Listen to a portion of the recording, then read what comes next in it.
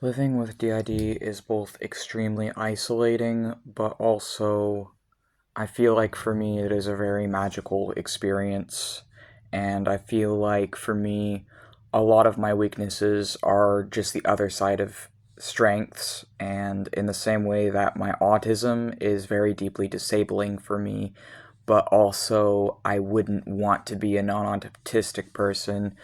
I feel the same way about my plurality, as deeply disabling and hard as it is.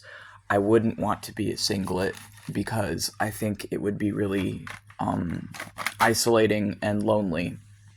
And I'm really thankful for my DID headmates because they protect me and we are a family and we help each other to be less lonely and to have people.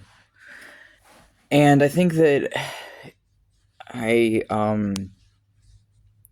talking about it can be really vulnerable and it can be hard to talk about it. For our system's case, our spirituality is directly overlapped with our experience of our plurality of consciousness. So we are a DID system, but we're also a witch or sorcerer, and we're also a demonologist. We do a bit of angelology as well, and a lot of our DID headmates see ourselves as demons and angels. We also have some fae. There are at least a couple dragons. There's at least one satyr. There's a lot of different mythological beings who are my brain and form my brain, and also are my consciousness and are my heart and my body.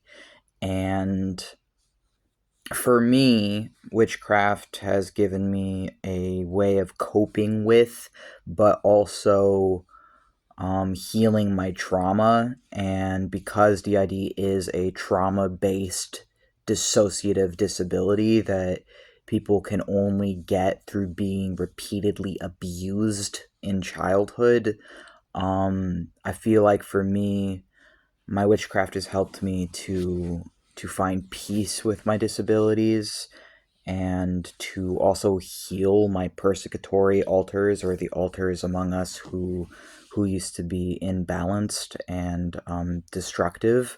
We heal ourselves more and more over time. And spirit comes from pneumatos, or which is like consciousness or mind.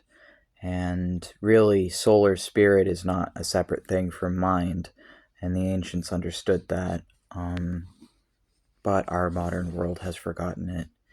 And I I meditate, and I can quickly at this point slip into a trance through meditation. And in these trances, I'm able to inhabit my mind as both people and a place. People refer to that by many different terms, but I fundamentally disagree with a lot of the spiritual terms that are used for it because of the new age garbage that gets thrown in and mixed in with it, and cult stuff that gets mixed in with it. So I will call it by what I called it, a meditative trance state, wherein I can inhabit my mind as both people and a place, and places as both people and places. Very similar to dreaming, except I'm awake. And also, it's not lucid dreaming because I can snap myself out of it and then stand up and go make myself a sandwich, or go to the bathroom and then go back to meditating and slip back into it. So it is something in between daydreaming and lucid dreaming. It is neither exactly daydreaming nor is it exactly lucid dreaming, but it is a state of mind that I can inhabit in between those two things. And it's like a crossroads between being awake and asleep. And when I'm in this trance state, a lot of times I'm surrounded by my different altars who are the same as my different gods and my spirits and my demons and my angels and all these different fantastic people who are me and are my brain. And I find that it brings me peace, and I think that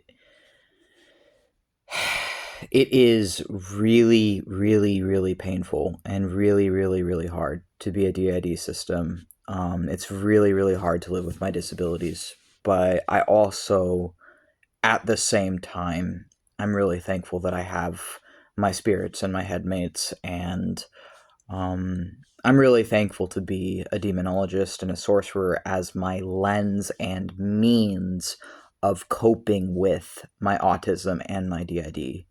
And